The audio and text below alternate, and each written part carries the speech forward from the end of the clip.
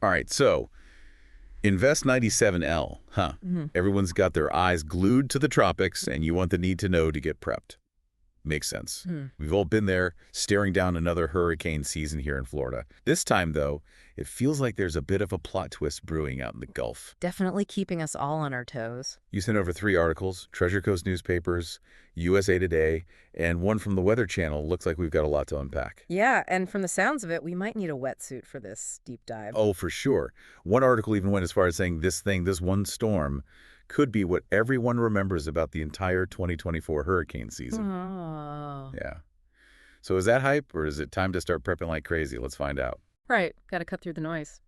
Well, first things first. As of this morning, Monday, September 23rd, Invest 97L is still exactly that, just an invest. Not even a named storm yet. Right. Still in that early stage. But here's the kicker, and this really jumped out at me. From all 3 articles, they all seem to agree that this thing is about to graduate, and fast. Yeah, like 0 to 60 in a heartbeat. Exactly. Rapid intensification, they're calling it.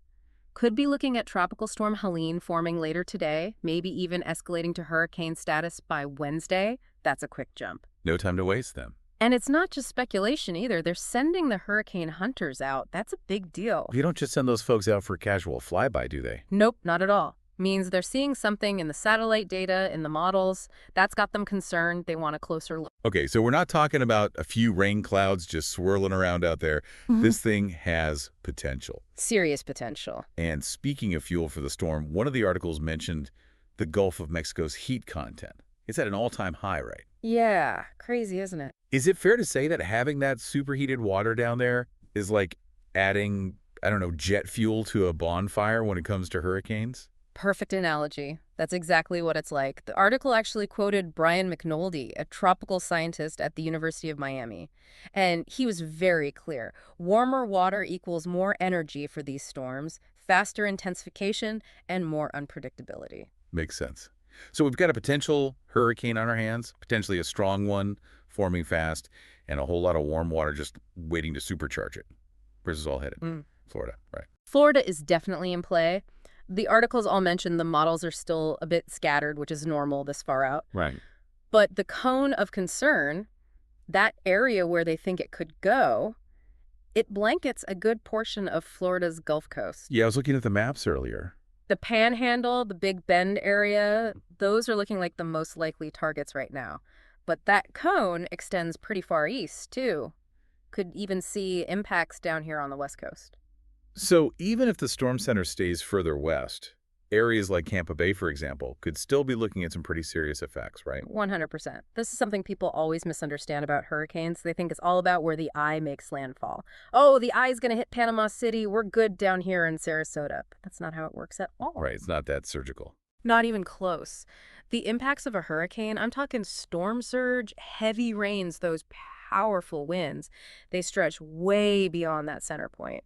So no one along the Gulf Coast should be letting their guard down just yet. That's a great point.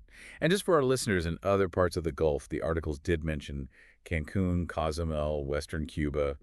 Those areas could be seeing some impacts earlier this week. Right. Definitely something to keep an eye on if you're in those areas.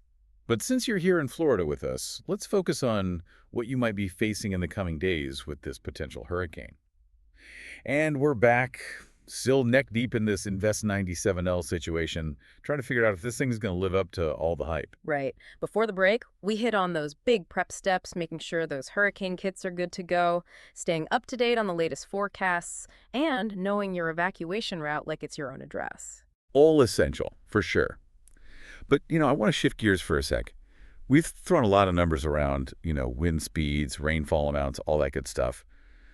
But reading through these articles again, it kind of hit me. Did you how? Like, beyond all the data, there's this very real potential for things to just get messy, unpredictable, stuff you can't really capture in a forecast. Oh, absolutely. We can talk about categories and inches of rain all day, but the reality is those numbers translate to real-life disruptions for people. Communities are put on hold. Routines are out the window. And something we always deal with here in Florida, those power outages. Guaranteed. With a storm like this, you're almost guaranteed to see power outages. And those aren't just an inconvenience. I mean, for some people, especially the elderly, anyone with medical equipment, it can be dangerous, life or death kind of stuff. Exactly. And those articles we read, they can't predict those logistical nightmares that always seem to pop up, right? Closed roads, grocery stores wiped clean, gas shortages, things can get chaotic fast. It's about preparing for those known unknowns, having a plan for what you're going to do if you're stuck at home, no power, for a couple of days, maybe longer. Right. It's like, how do you even live your life when nothing works the way it's supposed to? Yeah. Do you know who in your neighborhood might need a little extra help during a situation like that? Have you thought about how you'll communicate with family if cell service goes down?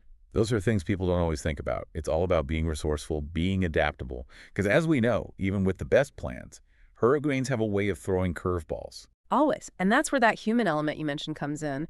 Checking in on your neighbors, especially those living alone or folks who are new to Florida, maybe haven't experienced a hurricane firsthand. It's a reminder that even in these big, scary situations, it's about community support. We're all in this together. I love that you brought that up because as destructive as hurricanes can be, they also have a way of bringing out the best in people, right? All those stories you hear afterward about neighbors helping neighbors, acts of kindness, people coming together, that's what sticks with me. It's true. And I think that sense of community, of shared experience, it's almost empowering in a way.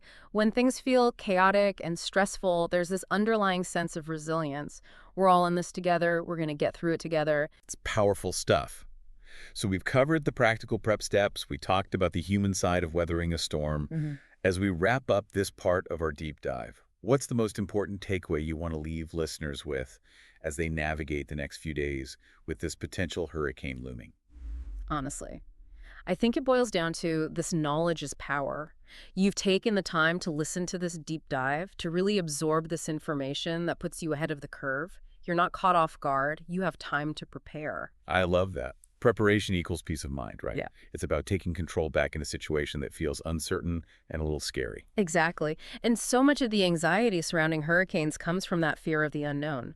By staying informed, by taking those proactive steps, you're reducing that fear and giving yourself the tools to handle whatever comes your way. So well said. Now, we still have a lot to unpack with these articles, especially the nitty-gritty of getting your home and your family prepped. So we're going to take a quick break, but don't go anywhere. We'll be right back with those essential tips.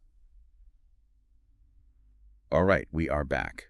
Still thinking about Invest97L.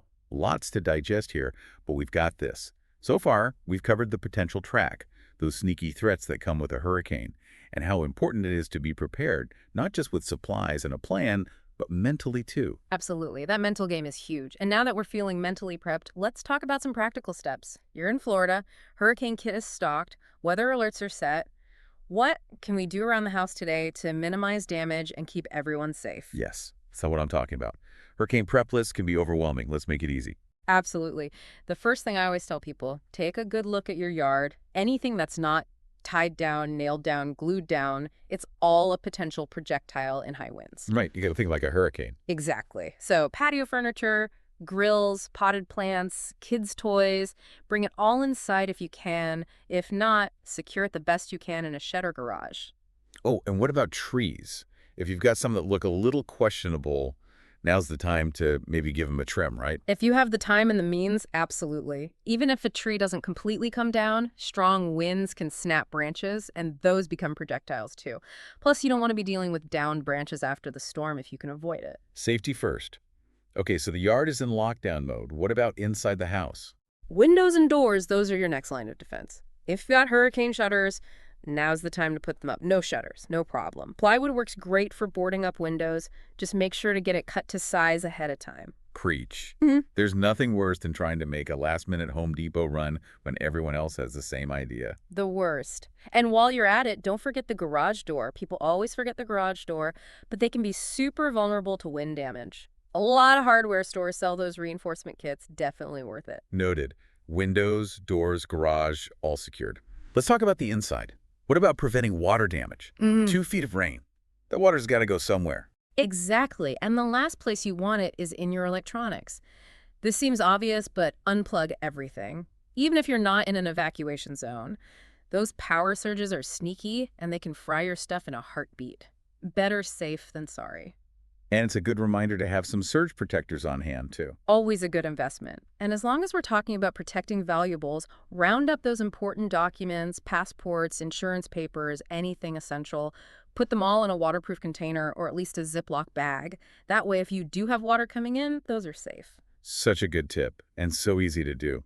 I imagine having some cash on hand is a good idea, too, just in case those ATMs aren't working after the storm. Cash is king after a hurricane. Oh, and here's one you might not expect. Fill up your bathtub with water. Wait, really? Mm. Why? It's an emergency water supply. You can use it to flush toilets or even for drinking if you have to. Obviously, make sure to sanitize it first with bleach tablets or by boiling. So smart. Okay, so we prepped our homes, we've got our supplies, we know what to expect, hopefully. As we close out this deep dive on Invest 97L, what's the most important thing you want to leave our listeners with? You've done the hard work of preparing. Trust that. Trust your gut, stay informed, and don't hesitate to reach out if you need help.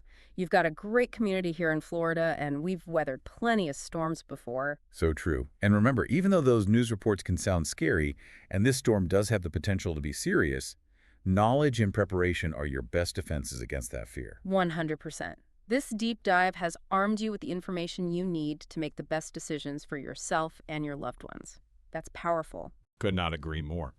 Okay, before we sign off, here's a final thought for everyone listening. If this storm does hit Florida and becomes that big event that defines the 2024 hurricane season, what are you going to do today to make sure you're ready? Be proactive, stay safe, and thanks for joining us for another deep dive. We'll catch you next time.